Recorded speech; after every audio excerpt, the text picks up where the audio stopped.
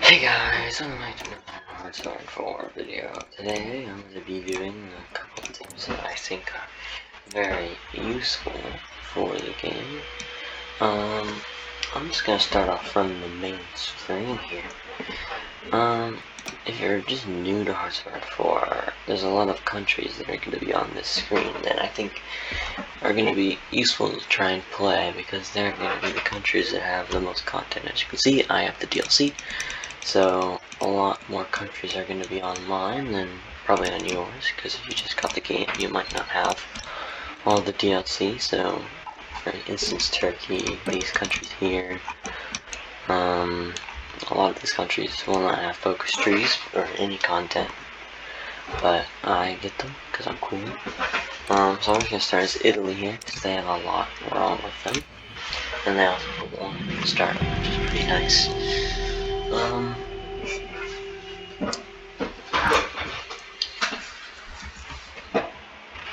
I'll just start this off very simply.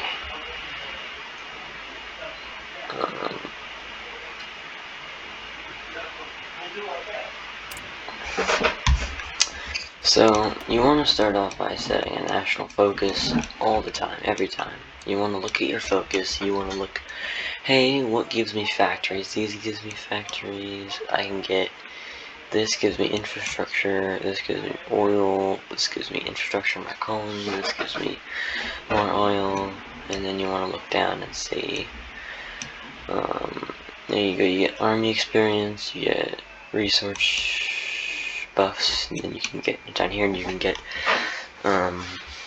extra research for technology, for tanks.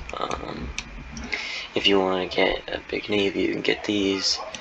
You can get air innovations too. Those are all the big thing. And then for Italy, the big thing is triumph in Africa, where you can do different options. You can, friend this country, get claims, do all of this, and you kind of want to map out what you want to do.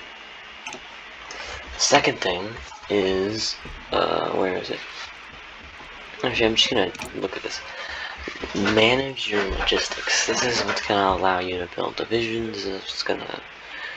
This is what we currently have. So we need 926 rifles. We need support equipment, and we probably need to produce more light tanks like hoi4 support.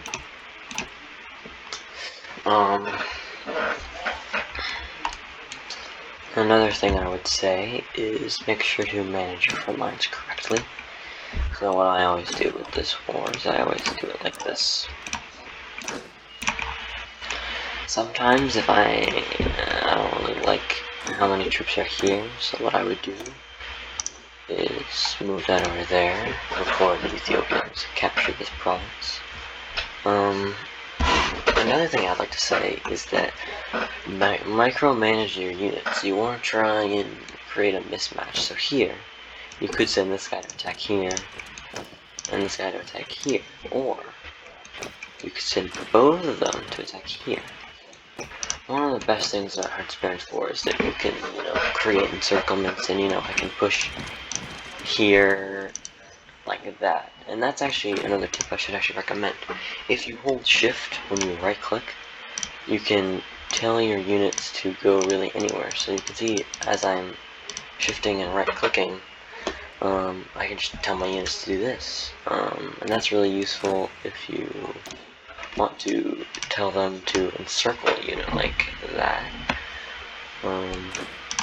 So yeah, just use the micromanagement in this game. I guess also another thing is, I'm trying to think, manage your templates. Manage this. This is one of the reasons I chose Italy, is that Italy has some pretty bad templates. So if you see this, you can see that this is supposed to be their tank division. It's there. But it has 1 tank battalion, 2 motorized, and 4 cavalry. So I guess I can also use this as a bit of an intro to the division designer. This probably looks very scary to any new player. You can see, what does all this do? But really, there's not much here you really need to care about. worry about. I'll just give myself some XP so I can edit this division. So I'm just gonna clear this division. This is why you need army experiences, because you want to get good divisions. So there are 2 gold standards. For like a lighter division, you're probably going to want to make a 20 with division. So this is for light tanks. You might want to do it like this. And just this here. So this is 20 combat with. You can also use support, so you can have a support artillery, support anti-air, engineer company. Yeah, so this is what you might want to make for a 20 with little fast light tank division. There you go. You also might want to add your base division, because as you can see, the Italian base division has a combat width of 12. So, not very good. So of course you can always do is add 1 infantry, 1 infantry, 1 infantry, and then you have a pure, actually wait, I need to add 1 more. You can have a pure 20 with division. And of course you can,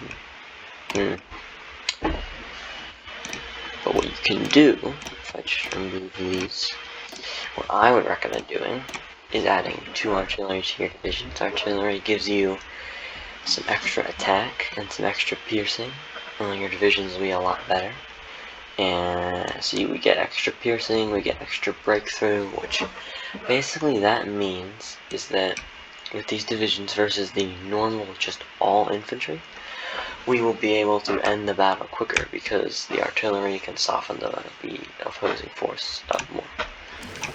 But of course that takes a lot of equipment, so you can see we need a lot of artillery and infantry equipment. Make sure to manage your production line as well.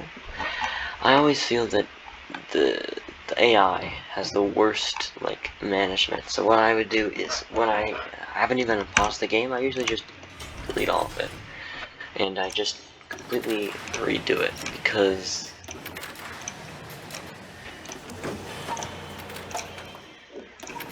you know you need a lot of stuff.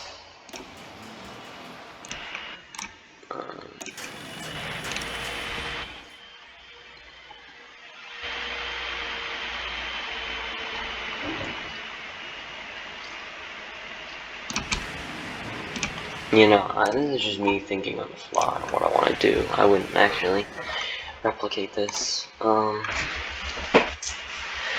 trying to think of what else. Here's another good tip I can actually recommend. So, what I'd recommend doing is that let's say you utilize the theaters. Most people probably don't utilize them, but I like to. So you have a African theater, so all your African divisions are going to be here, and you have a European theater. What you would probably want to do is you want to have your infantry here, and you want to have your tanks here.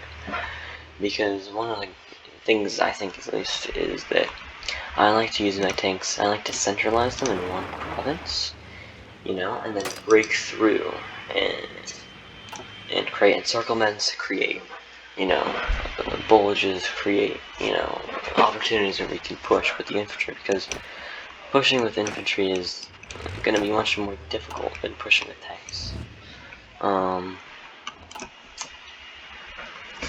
I think that looks a lot of the basic things over. Of course, you gotta manage your research. I would say build civs until mid-1937, then switch over to mills. If you're a naval power and you know you're going to be fighting the naval war, you might want to build some dockyards. You also want to manage your decisions here. This is something you're always going to want to look at, like, oh wow, you know, we have this naval treaty we can, you know, leave and stuff. Like this right here, you also want to manage this. You want to say, oh, if I need a building slot, I can get it, but I lose more support, and I lose stability, so you might or might not want to do that. the intelligence agency, if you're not a major power, you're probably gonna be not wanting to look at this for a lot of the game, because you need 5 civilian factories to upgrade the agency and to form it and to use it properly. So, yeah, for a country like Romania, Hungary, Czechoslovakia, you just can't have those civilian factories to spare. I was gonna call them civs, but people might not like that because they're new to the game. Yeah, this is just kind of a short 10-minute video. Thank you for watching. Make sure to not leave a like and don't subscribe. Thank you.